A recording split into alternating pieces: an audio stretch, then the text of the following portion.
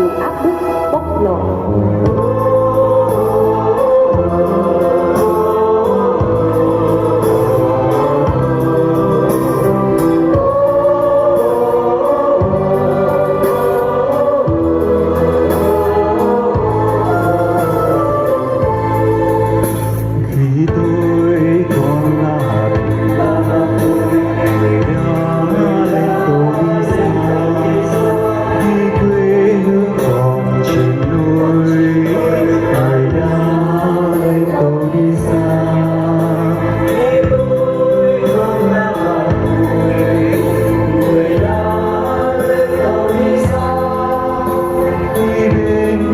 dòng đời nước mắt mất chân bóng đặt chốn này.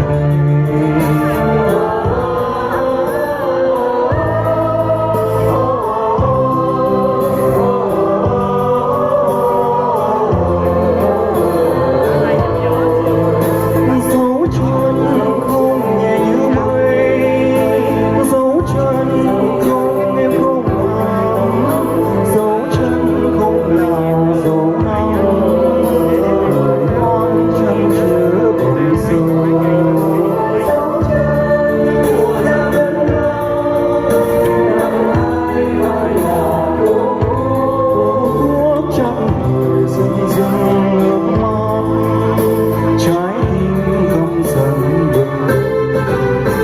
Khi tôi còn người đã lên tàu đi xa, khi quê hương còn trên núi, ai đã lên tàu đi xa để tôi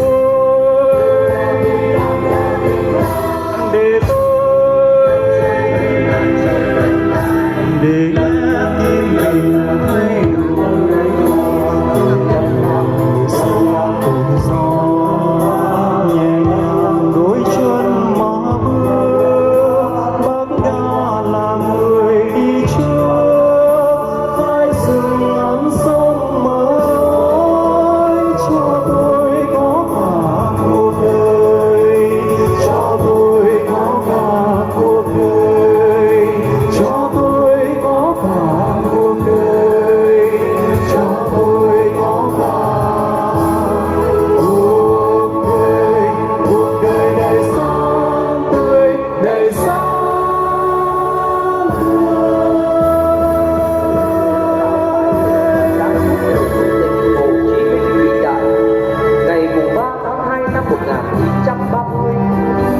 Cộng sản Việt Nam ra đời, đánh dấu một bước ngoặt lịch sử, mở ra con đường giải phóng dân tộc và là nhân tố quyết định cho mọi thắng lợi của cuộc cách mạng Việt Nam.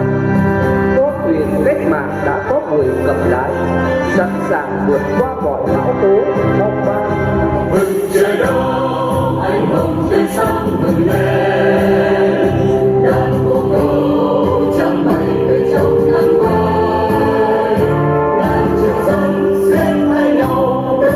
Đảng Cộng sản Việt Nam ôi kết đoàn cộng đồng về phương, đời gần đó bằng tình yêu trói niềm tin, vì ngày mai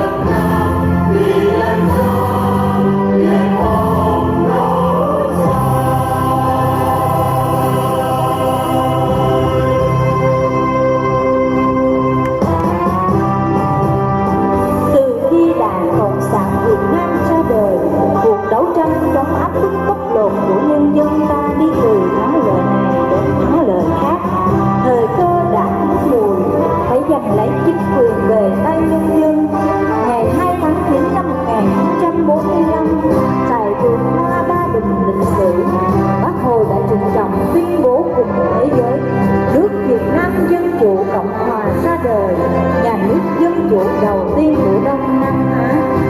Thầy đồng bào cả nước, tất cả mọi người đều sinh ra có quyền bình đẳng. Trong những quyền ấy có quyền được sống, quyền tự do và quyền mưu cầu hạnh phúc.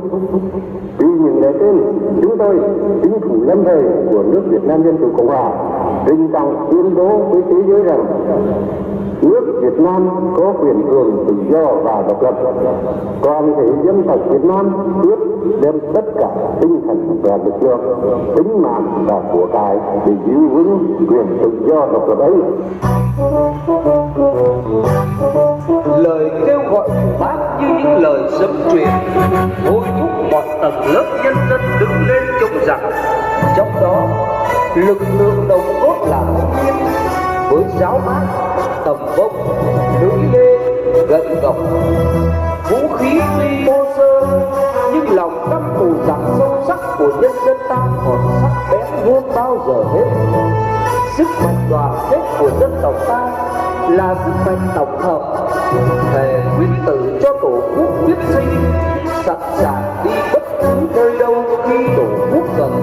mùa thu xuân ngày tháng bao ta đi theo tiếng kèn dần hạ núi bia trên khắp trời đời hoa thô dân thân nào như chân biết theo chân kia đốt súng đen chân đi không mà lòng người do lòng đi yêu móc với dao mang lên tôi nhìn đời trai đang kết phải hồ mưa bóng đôi bay nắng trời sao vàng sao xuyên khắp nơi hương miền nỗi lòng mình với câu tiền về quê cho con ngoài sông ta đến thôi ta liều trong nước ta đến thôi ta để đến trước buồn thu sau được tiếng thành hào người thân về nắng chỉ cao về quê cho con gian lao ta đến thôi ta liều trong nước ta đến thôi ta để đến trước để cho ra được cuộc sống để yêu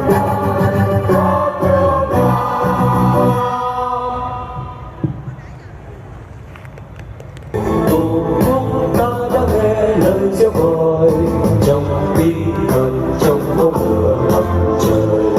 Từng dưng nghe quê hương xót xa đầy trong cơn đê lương. Cùng quân xe đau thương bao suy lệ tràn dâng muôn phương. Tổ quốc ơi ta đã nghe lời sóng núi. Hận thù này tràn đầy sông sôi trong đi ngàn đầu.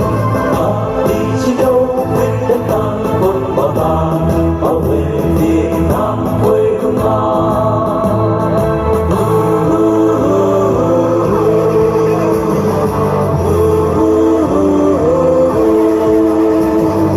Ôn tổ quốc bao tiếng ca rơi lên đường, đèn màu hồng tô thắm đèn cuộc đời. Giờ siêu băng đâu đây chỉ kêu hùng một phương tung bay, đường ta đi hôm nay bao sắc thu cùng nhà năm nay.